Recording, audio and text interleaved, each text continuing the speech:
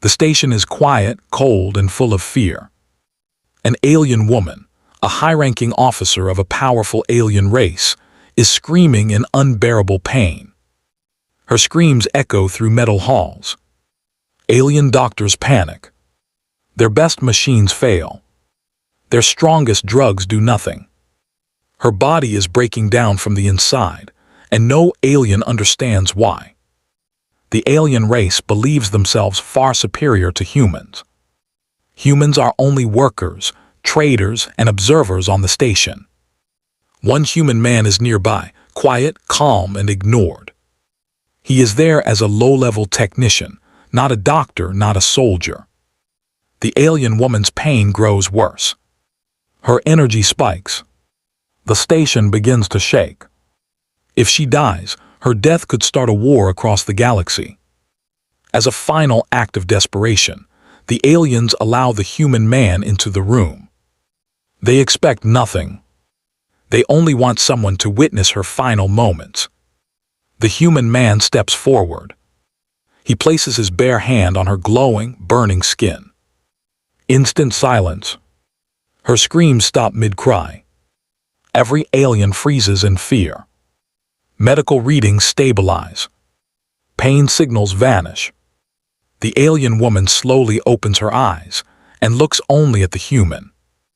Welcome to my channel Starlight Sci-Fi Stories. Thanks for watching. Please like and subscribe. The medical station drifted in silence. It was one of the largest alien stations ever built, hanging alone in deep space, far from any star. Its metal walls were smooth and dark, carved with glowing symbols that shifted slowly like living veins. Inside, hundreds of alien species worked together, but at this moment none of them spoke. They were listening. A scream tore through the station. It was not a normal scream. It was sharp, deep, and filled with pain so strong it made even hardened warriors stop breathing. The sound echoed through long metal halls, bounced off curved walls, and shook the air itself. The scream came again. Inside the main medical chamber, an alien woman lay on a floating platform. Her body was tall and elegant, covered in pale blue skin that now burned with glowing cracks of white light. Energy leaked from her chest, her arms, her neck. Every breath she took was broken and painful. She was dying. The alien doctors moved around her in panic. They were some of the best healers in the galaxy. Their race had lived for thousands of years. They had cured plagues, rebuilt shattered bodies, and survived wars that erased entire civilizations. But now, none of their knowledge worked. Machines hummed louder as they tried again. Long metal arms scanned her body. Light beams passed through her flesh. Symbols flashed red again and again. Failure. One doctor stepped back, his hands shaking. Another lowered her eyes in fear. They had already used their strongest medicine. They had already used forbidden tools that were never meant to touch a living being. Nothing helped. The alien woman screamed again. Her scream carried power. The air bent slightly around her mouth. The platform shook. Warning lights flashed across the chamber. "She is destabilizing," one doctor said, his voice tight with fear. "If her core collapses, the station will not survive." Another alien whispered, "If she dies, her people will blame us." The room fell into heavy silence. The alien woman was not just anyone. She was a high commander, a leader of one of the most powerful races in known space. Her death would not be quiet. It would start a chain of events no one could stop. And still she screamed. Far from the medical chamber, in a lower service corridor, a human man stopped walking. His name was Elias Carter. He was an engineer, a simple station technician. He repaired energy lines, cleaned old systems, and stayed out of the way. Humans were allowed on the station, but they were not important. They were workers, helpers, observers. Not leaders. Not healers. Elias felt the scream before he truly heard it. A deep pressure moved through his chest, like something pulling at him from far away.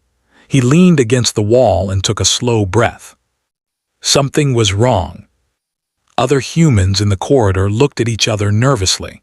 One of them spoke quietly. "That's coming from medical." Again, another asked. Elias said nothing. He felt his heart beating slower, not faster.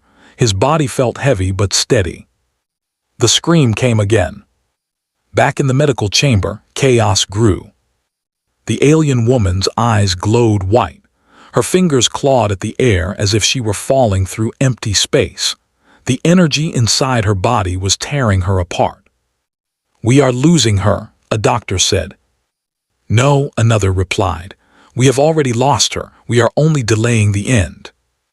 The room commander turned away, his face filled with shame. Their race believed they were superior to all others, stronger, smarter, more advanced. And yet, one of their greatest leaders lay helpless before them. "Bring the human," the commander said suddenly. Several heads turned in shock.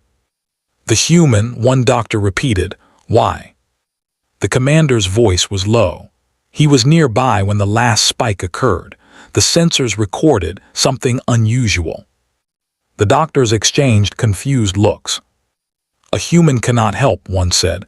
"Their biology is weak. Their technology is crude." "I know," the commander replied, "but we have nothing left." A moment passed. Then he added quietly, "At the very least, someone should witness her final moments." Minutes later, 2 armed guards walked down the service corridor and stopped in front of Elias. "You," one of them said, "come with us." Elias did not resist. He did not ask questions. He only nodded and followed. As they walked, the scream echoed again. This time it was weaker, broken. Elias felt it pull harder now, like a rope tightening around his chest. They reached the medical chamber doors. The guards hesitated. Inside, the scream rose once more. The doors opened. Heat washed over Elias as he stepped inside. The air vibrated with unstable energy. Lights flickered. The alien woman's scream cut through everything, raw and desperate. Elias froze. He had never seen anything like this. Her body glowed like it was on fire from the inside. The doctors stood helpless, their advanced machines useless. Fear filled the room. "Stand there," a guard ordered. Elias took one step forward. The scream stopped for half a second.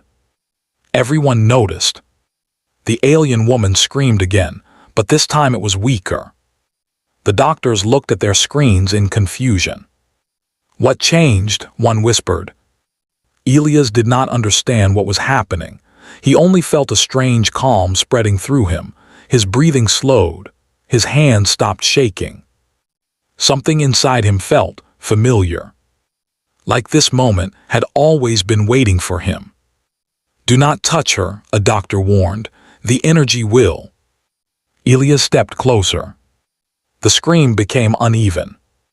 Her glowing cracks flickered. "Stop him," someone shouted. But it was too late. Elias reached out. He placed his bare hand on her arm. The scream ended. Not slowly. Not fading. It stopped instantly, as if someone had cut the sound from the universe itself. Silence filled the chamber. The energy around her body collapsed inward, settling instead of exploding. The glowing cracks dimmed. Her breathing steadied. Elias stood still, his hand resting on her skin. Nothing happened to him. No burning. No pain. No death. The doctors stared in disbelief. Their machines screamed warnings, then slowly quieted. Red symbols turned yellow, then green. One doctor dropped to his knees. "That is impossible." The alien woman's eyes opened. They were no longer glowing, they were clear. She looked at Elias. Only him. Her lips moved slowly. She spoke a single word in her language. "Anchor." Elias felt his legs give out. The room spun. A deep exhaustion crashed into him all at once. He collapsed to the floor, his hand slipping from her arm. Alarms sounded again. But this time, they were not for her. They were for him. Medical scanners turned toward Elias. Readings flashed wildly. Energy levels rose and fell in patterns no one recognized. "What is inside him?" a doctor asked, fear in his voice. The commander stepped forward, staring at the human lying unconscious on the floor. "Scan him fully," he ordered. The machines obeyed. What they found made the room fall silent once more. Inside the human's body was something old. Something deep. Something the galaxy had erased from history. The commander whispered, his voice filled with dread and awe. "If humans can do this." He looked at Elias. "Then everything we believe is wrong." Silence ruled the medical chamber once again. But this time, it was not the silence of fear. It was the silence of shock. The alien woman lay calm on the floating platform. Her breathing was steady. The glowing cracks on her skin had faded into faint lines like old scars. The machines around her no longer screamed warnings. They worked smoothly now, almost peacefully. Across the room, Elias Carter lay unconscious on the floor. Human. Still. Alive. Doctors surrounded him, moving slowly, carefully, as if afraid he might break reality itself if touched the wrong way. Their scanners hovered above his body, beams of light passing through his chest, his head, his hands. None of the readings made sense. Energy levels rose and fell inside him, but not in chaos. They moved in rhythm, balanced, stable. "This pattern should not exist," one doctor whispered. "No living being can contain this without collapsing." Another replied, "Yet he does." The commander stood near the platform, his eyes moving between the alien woman and the human man. His mind raced. For the first time in centuries, he did not understand what stood before him. "Move the human to a containment room," he ordered. Gently. Elias did not wake as they lifted him. His body felt warm, steady, like a quiet engine that never stopped running. As they carried him through the halls, whispers spread. A human stopped her pain.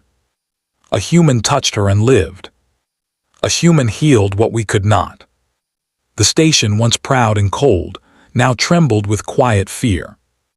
Elias woke slowly. He felt a soft hum beneath him, like a distant heartbeat. His eyes opened to white light and smooth metal walls. A transparent field surrounded the bed he lay on. He tried to sit up. The field glowed brighter. "Do not move," a calm voice said. Elias turned his head. A translator device floated nearby, projecting the image of the alien commander. "You are safe," the commander continued, "for now." Elias swallowed. His throat was dry. "What happened?" he asked. The commander studied him. "You touched her," he said, "and she stopped screaming." Elias closed his eyes briefly. He remembered the pain in the room, the way it had pulled at him, the way his hand had moved without thought. "I didn't plan it," Elias said quietly. "I just felt like I should." The commander said nothing. Moments later, another presence entered the room. The alien woman. She walked slowly, supported by a faint energy field. Her movements were careful but strong. Her eyes were sharp now, focused. When she saw Elias, she stopped. The commander bowed his head slightly. "She insisted on seeing you," he said. The alien woman stepped closer to the containment field. Her gaze never left Elias. "You are the anchor," she said. Elias frowned. "I don't know what that means." She nodded slowly. "Neither did we until now." She raised her hand. The containment field lowered just enough for her to reach through. The room tensed. Guards stiffened. She placed her hand near his. "Not touching." "I was dying," she said. "Not from injury, not from disease, but from power." Elias listened. "My people draw energy from the universe," she continued.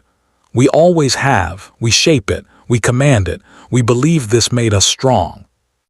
Her fingers trembled slightly. "But that energy does not belong to us," she said. "It fights back, slowly, over time." The commander looked away. "Our bodies are failing," she said. "One by one, we hide it, we deny it, but I felt the end coming." She looked at Elias again. "When you touched me, the pain stopped," she said. "The energy inside me became quiet, balanced." Elias shook his head. "I didn't do anything," he said. "I'm not special." The alien woman tilted her head. "That is what makes you dangerous," she replied softly. Tests began soon after. Not cruel ones. Careful ones. Humans were invited. Volunteers stepped forward, confused but curious. Engineers, pilots, workers. They stood near unstable systems. The systems calmed. They touched damaged reactors. The reactors stabilized. They walked through radiation storms that would kill any alien. They lived. The results spread across the station like wildfire. Humans were not absorbing energy. They were grounding it, balancing it, returning it to calm. Impossible, alien scientists argued. Undeniable, others replied. The alien woman watched it all from a high observation chamber. Elias stood beside her. "Why us?" Elias asked. She took a long breath. "Because humans never stole power," she said. "You adapted to a harsh universe instead of bending it." She looked out at the stars. "You learned pain, loss, limits," she continued, "and you survived without changing the rules." The commander joined them. "The council is divided," he said. "Some want to control humanity, others want to destroy you before fear spreads." Elias felt a cold weight in his chest.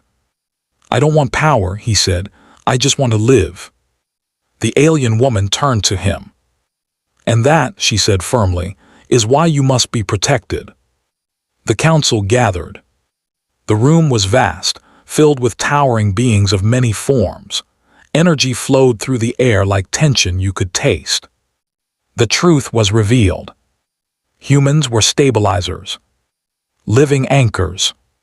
Not weapons. Not gods. But necessary. Fear exploded. "They will replace us. They will judge us. They will rule us." The alien woman stepped forward. "No," she said loudly. "They will save us if we let them." Silence followed. She raised her arm and revealed her healed skin. "I stand alive because of a human," she said. "If you raise a hand against them, you raise it against the future." The council argued for hours. Finally, a decision was made. Humans would not be owned. They would not be hunted. They would be honored. Elias stood on a transport platform days later, preparing to return to Earth. The alien woman stood with him. "What happens now?" he asked. She smiled faintly. "The galaxy learns to live honestly," she said, "and humans stop being invisible." The ship launched. As Earth grew closer, Elias looked out at the stars. He was still human. Still small. Still fragile. But now the universe knew the truth. Humanity's greatest strength was never force. It was balance. And the galaxy would never forget it. End